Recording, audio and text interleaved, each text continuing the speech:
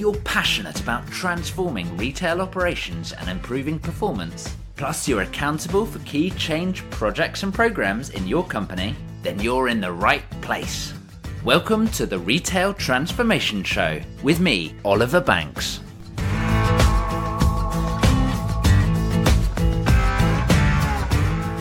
Well, hello there and welcome to the Retail Transformation Show. I'm Oliver Banks, your host, and it's a pleasure, as always, to be talking with you today. Now, right here on the Retail Transformation Show, the goal of the podcast has always been to give you the insight, the ideas and the inspiration to make your transformation a success. And a key part of making your transformation a success is, of course, you. So today, I wanted to give you a whole series of career tips from people that have been really very successful in their career. They've encountered transformation along the way. They know the challenges that you are going through. And so I have asked a very simple question. What would be your best career tip to succeed in this challenging and changing retail landscape? And for you, I have got 4 excellent experts. Now, if you do want to reach out and connect with any of these people, then do make sure you head over to the show notes page, which you can find today at ob&co.uk/56. That's ob&co.uk/56. First up, I'm absolutely delighted to welcome Marguerite Bell onto the Retail Transformation Show. Now, Marguerite is the founder and managing director at Retail Life. Based in Australia, Marguerite works with clients who either are retailers or who work with retailers to help breathe fresh new life into retail given the challenging and changing world that we find ourselves in. During her career, Marguerite has held senior executive positions for some of Australia's largest retailers. So without further ado, let's find out what Marguerite Bell has to say. Marguerite, what would be your best career tip to succeed in this changing retail landscape? Oliver, what an interesting question. And for me, with over 30 years experience in retail, I really thought about this a lot. And I think that one of the biggest tips is to be open to a constantly changing retail landscape. Our retail landscape will never be the same as it is today, and we need to be thinking about our career and how we're going to be constantly transforming ourselves to make sure that we have a long and successful retail career path. That's a brilliant point. I think it's also about making yourself indispensable, making yourself memorable and the best employee a retailer can have in their team, and one that they can't lose. And I think it's about being active in your role, not passive. And I also think it's about building your tribe, a tribe that is the ultimate, a tribe that you're seen as being a leader who encourages innovation, collaboration, and creativity amongst the team, where all team players are important. I also think at the end of the day, to have a successful career in retail, you absolutely need to be passionate. You have to love what you do, and that will come through. So for me, they would be my tips. And I have to say, I love that final point, that piece about actually really having passion and just sort of looping it back. I mean, you started with an excellent point. It's ever changing. So how do we look after ourselves? And I think that passion piece will absolutely drive it through. Yes, I agree. And I think when we're passionate, we want to learn, we want to engage, we want to deliver the best. And ultimately, that will help in the ever-changing retail landscape. Absolutely, and it brings in caring elements for your team and being able to lead that tribe as well, as you say. Super, thank you so much. Excellent, my pleasure. Thanks for having me. So that was Marguerite Bell. I love the point about actually just being open to the change that we're going through. We know it's coming, so let's welcome it, let's embrace it and really take it on. And it's funny, listening back after recording that with Marguerite, I listened back to that bit about building your tribe again. And I thought that was a particularly interesting point because in a big organisation, we're often thinking about, our team, our structure, our department, where we sit, but not necessarily thinking about a tribe. Now, a tribe doesn't necessarily report into you, but this is a group of people that are aligned to you. They have the same viewpoint. They have the same outlook, the same values that you do. So do you have a tribe in your organisation? I'd love to know what you think of that point, because for me, I think there's a huge amount of value by just thinking slightly differently and how you could create a tribe in your organisation that is there as a force for good, a force for transformation. You can find out more about Marguerite at her website retaillife.com.au, and of course I'll put links to the social profiles on the show notes page, which today you can find at obandco.uk/56. Now, as you're listening to this episode, I'd like you to make me a promise. Is that okay? What I'd like you to do is to promise to take action. Choose one of these 4 voices that you're going to hear. Pick something that they have said that has really resonated with you and put it into action. And I'd love to know which point that is. Either reach out on LinkedIn, comment on one of the posts about this episode, episode 56, or message me, Oliver Banks, or hey, drop me an email as well, oliver.banks@obandco.uk. Next up, I'd like to welcome Amber Kelly to the show. Amber is the People and Culture Director over at the Post Office here in the UK. As an experienced HR leader, she's particularly passionate about building a really strong culture for the employees, for the team, for your colleagues. She's also, as you're about to hear, a recent winner of the Leader Award at the 2019 Barclaycard Every Woman in Retail Awards, which I was proud enough to be a partner with earlier on in the year. So here is Amber Kelly. So right now I'm very keen to welcome Amber Kelly, the People and Culture Director for the Post Office. Amber, welcome to the Retail Transformation Show. Thank you, Oliver. I'm delighted to join you. Super. So what we're looking at today is all about the best career tips. So Amber, you've recently won the Leader Award for the Every Woman in Retail event. So I'm very, very keen to know, what's your best career tip to succeed in this changing retail landscape? Well, I'm still delighted. I can't believe I won the Leader Awards at the 2019 Barclaycard Every Woman in Retail Awards. I'm absolutely thrilled. I was delighted to be nominated. If I think about my career and the advice that I'd give to others and the top tip, for me, there are probably 2 tips, actually, if I can be greedy. Go on then. The first one is very much about maintaining your network, making sure that your network internally and externally is healthy, because it's really important that you go outside of your organisation and you look at what others are doing. You bring the outside in. So you think about best practice, ideas, innovation. There are so many out there. And by making the time to network and meet with others and have those discussions, it really, really helps. It really, really helps about thinking about new technology, new ways of thinking, new ways of working. And you don't need to reinvent the wheel. It's very much about collaboration. So I've always had a really healthy network, both internally and externally. The second one for me is always have a mentor. Now, that might not be a formal mentoring relationship. It could be informal. And if I think about my career, most of the mentors that I've had have actually been informal mentors. They've been people that I respect, people that I trust, people that will tell you the truth and hold the mirror up and really give you that advice, actually, that the things that you need to hear that maybe others won't tell you. So it's a trusted sounding board of somebody that you respect, and sometimes you need to seek them out, and sometimes they come into your life quite naturally because they are somebody that you click with or somebody that you respect.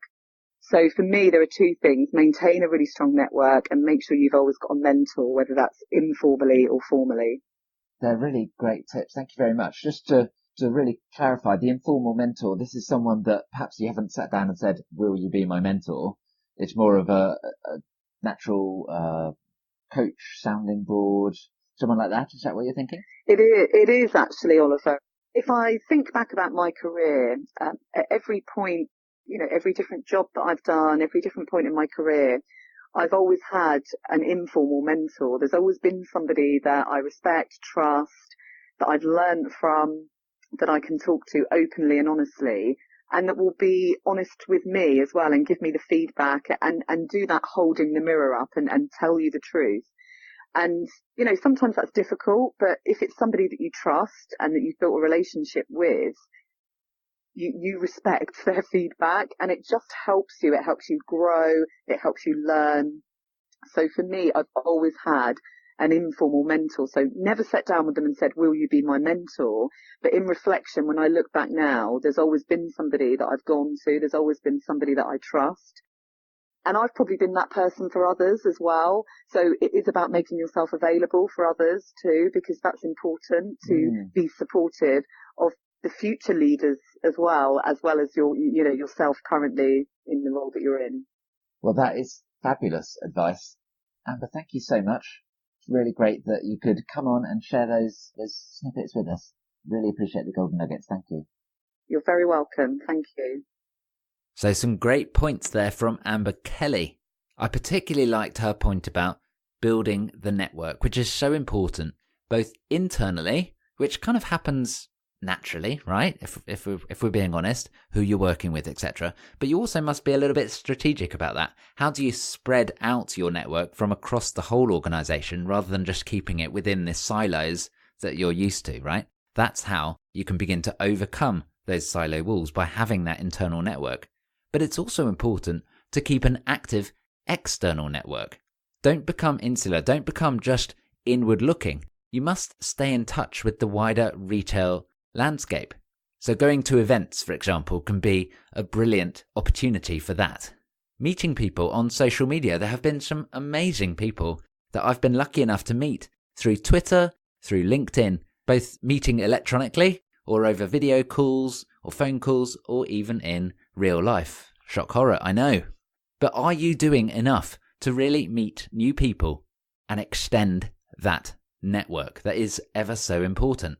And hey, why not reach out and connect with Amber and even myself on LinkedIn? So search for Amber Kelly. I'll put all those links in the show notes over at ob&co.uk/56. Next up, I'd like to introduce you to one more award winner from the very same awards, in fact, from the Barclaycard Every Woman in Retail Awards 2019. It's the winner of the Male Mentor Award, Gary Pickering. Gary is the Director of Sales and Retention at SSE, which is a utilities company based here in the UK. Now, you may say a utilities company isn't a retail company, but if I said that they had 6 million customers, would you shift that viewpoint? I think it's important to look slightly wider as to what is a retail company nowadays. It's certainly, as we've been talking about in some of the previous episodes, a key point about actually who are your competitors, because they may not be the traditional retailers. They may in fact be other companies that are serving consumers, other ways of solving a problem. And actually, a utility company has many of the same factors when it comes to thinking about a transformation. Sure, it doesn't run shops necessarily, but it has a very large team which is widely dispersed over the country. It has a number of different customers, and actually, they probably do a good job of CRM compared to some retailers, right? So it's worth looking at what you can learn from other companies, not necessarily the traditional retailers. Anyway, beside the point, here is Gary Pickering to share his advice and experience. So we're now joined by Gary Pickering. Gary, welcome to the Retail Transformation Show. Thank you, Oliver. Now, I have to ask, it's the big question. So, Gary, as the Male Mentor Award winner for Every Woman in Retail, I have to ask, what is your best career tip to succeed in this changing retail landscape? Well, the best career advancement advice I can give to anyone is to add massive value visibly. I've given presentations at many a conference about the potential limiting effects of setting what's referred to as realistic goals. Now, this doesn't mean that I'm suggesting that goals shouldn't be realistic, But that often our definition of realistic is it should be easy, or it should be what most people would do, or play it safe. If we focus on what we really want, believe in ourselves, we can achieve remarkable things with our careers. If we think about some of the greats in business, politics, and sport, for example, maybe Richard Branson, Barack Obama, Usain Bolt, to name just three, these greats and many others set goals that at the time many would have considered to have been unrealistic. But they believed in themselves, worked hard, and achieved amazing results. For example, in retail, as you know, Oliver, there's a digital revolution going on, and it is the people that can deliver transformational value to their respective businesses that will be promoted to positions where they can add even more value. You just need to ensure that you deliver, and the decision makers see you delivering that value. And I think that's really great. I love how you bring in big characters from outside of retail, and that belief, like you say, does drive it all. How do you suggest people build up their self-belief, their self-worth, I suppose? It's a really good question, Oliver. And from mentoring that I've done, I find that as being one of, if not the biggest challenge. And what I've said to people, both men and women, is to don't let the fear of failure get in the way of them setting these ambitious goals. But to set an ambitious goal that's going to be transformative to them, to their businesses and to themselves, and get started. Get started on taking action to deliver, and learn from the inevitable mistakes that will come along the way. And I find that once people get started, invariably they are successful for both their businesses and their own careers. So you start to build that momentum, and to your point earlier, you start to be able to actually deliver something, actually achieve something, and show that you are. Yeah. So it's almost the self-fulfilling prophecy, I suppose. Absolutely. I think from that belief comes the ability really to set those goals that some other people may regard as unrealistic, and with the acceptance that none of us are perfect and we will make some mistakes, gives us the energy to get started on delivering something, and as we go, we'll learn what works and what doesn't, and we'll change our journey as we travel through, but ultimately we'll be moving in the right direction. And everyone that I've worked with who have delivered transformative value for their business have got started. No one is perfect. They've all made mistakes. I often make mistakes, but we get going, and we forgive ourselves for those mistakes and take them as learning opportunities, and celebrate when we do deliver that value for our businesses. And as I said, we've all got a boss, and our bosses want to deliver value too.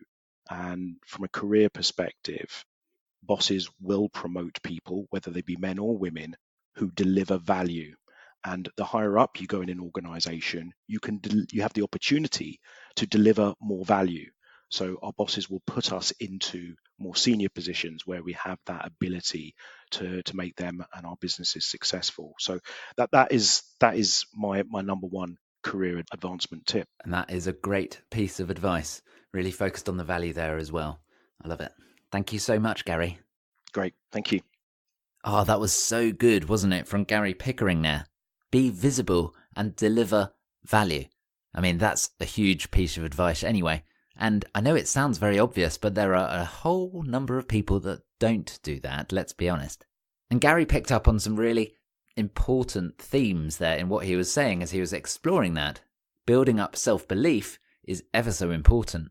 And actually, I just wanted to touch on what he was talking about from a realistic goals perspective, because we're always talking about SMART goals, right?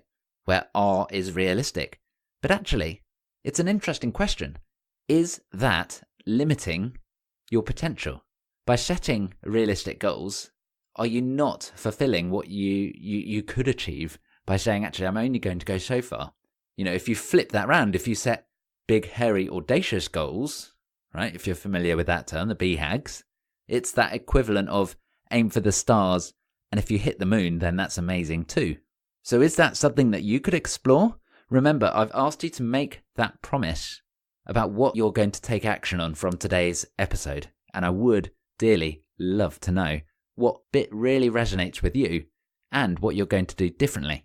Don't try and do it all, would be my suggestion, but pick one thing and do it really well.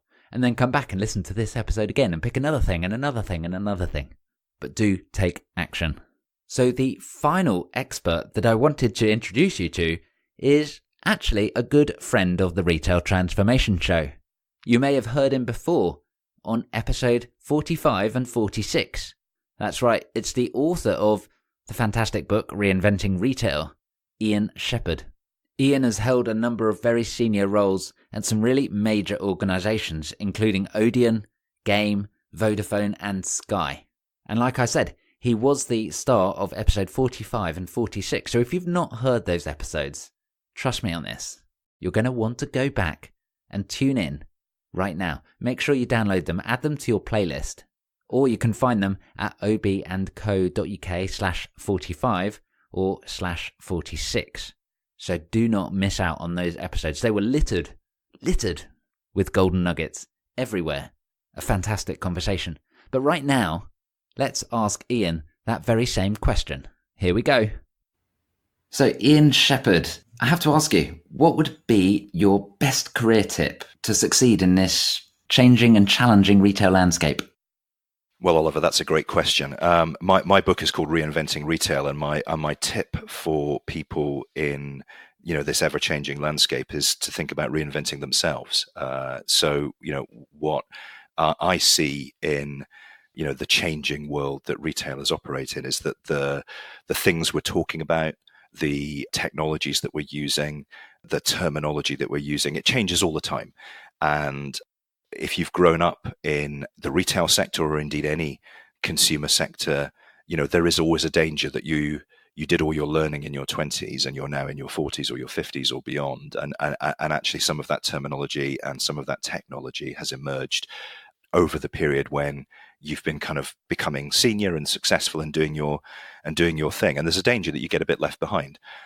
And so, at the most extreme, obviously, retail management teams, retail boards are now talking about, what should we do with machine learning and artificial intelligence? And I always think that conversation should start with, does anybody around the table know what either of those words actually mean?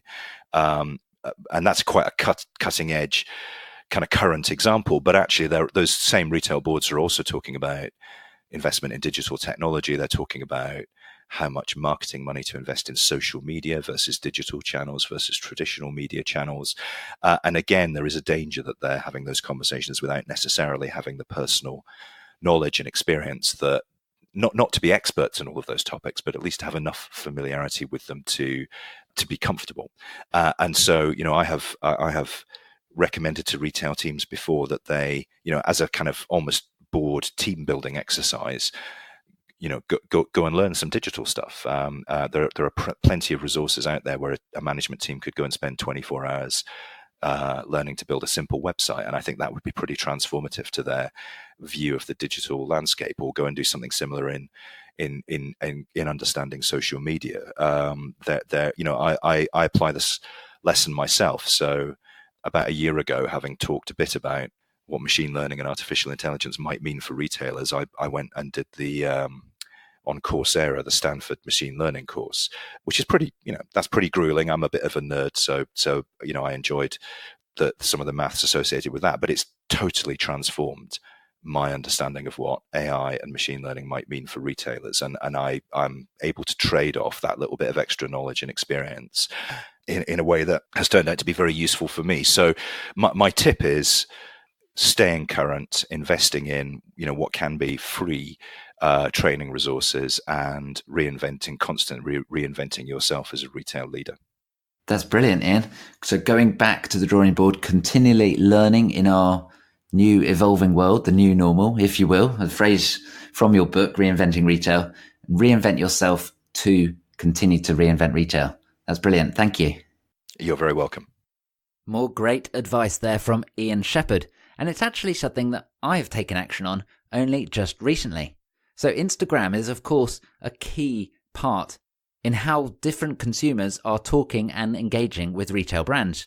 But I wasn't actually on Instagram until very recently. So I've just started on Instagram. If you're over there, why not follow me and say hi? I'm oliverbanks.uk over there. oliverbanks.uk. And it would be great to engage. And hey, why not come with me? If you're not in Instagram, but maybe you should be, maybe you recognize that Instagram plays a key part in retail, and actually you're not there so you don't understand it, why not sign up? It's free. Come and follow me. We'll learn together, right? But going back to Ian Shepherd, some really very valuable advice there. So do stay current. Do continue to evolve. Don't take knowledge that was relatively yesterday and assume it's still present today, because it might not be, right? Continue to learn. Continue to stay curious and be willing and open and ready to reinvent yourself. So there have been a huge number of different tips and pieces of advice for you in this episode to help you develop your career and continue to stay fit to lead transformation, successful transformation for your wider organization. But remember, what was your promise? What is the one thing that you are going to do out of this episode? I would dearly love to know, as I say, and I will be cheering you on to take that action. So do feel free to reach out either on one of the comments on LinkedIn for this post, episode 56, or message me on LinkedIn, or on Twitter, or even Instagram, as you just heard, or drop me an email, oliver.banks@ob&co.uk. Contact info from all of today's guests, from Marguerite Bell, from Amber Kelly, from Gary Pickering, and from Ian Shepherd, can be found on the show notes page over at ob&co.uk/56. I hope you've enjoyed today's episode, and if you have, remember to hit subscribe if you're a new listener. And if you've been listening to the Retail Transformation Show for a little while, then a review and rating would be so appreciated, particularly on iTunes or Apple Podcasts, or actually whatever player you listen to. So feel free to give it a totally honest review, and I do hope you enjoy it. And you can always let me know any feedback as well, by the way. Either message me on LinkedIn or send me an email, oliver.banks@ob&co.uk. So thank you for tuning in once again, and remember, I'm going to be looking out for what you're promising. Catch you next time. Bye.